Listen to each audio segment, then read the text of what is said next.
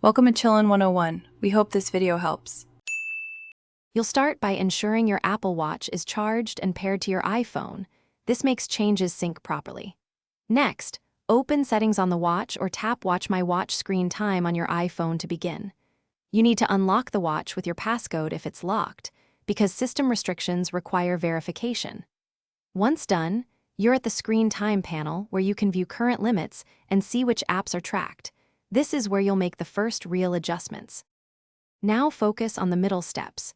Choose app limits to add or edit restrictions. Tap Add Limit, pick categories or individual apps, then set the duration. You'll see how daily limits cap usage. If you want certain apps available, open Always Allowed and add them. This prevents essential apps from being blocked.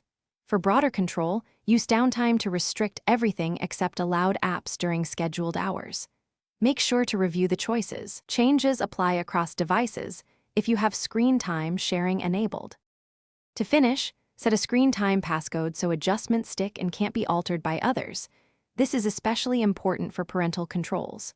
Double-check that Share Across Devices is on in screen time settings so limits sync with your iPhone and other Apple devices.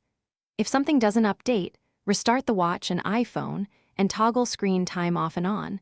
That often resolves sync glitches. If issues persist, sign out and back into iCloud to refresh account syncing. Then reapply your limits. Thanks for watching. Consider subscribing if we helped you.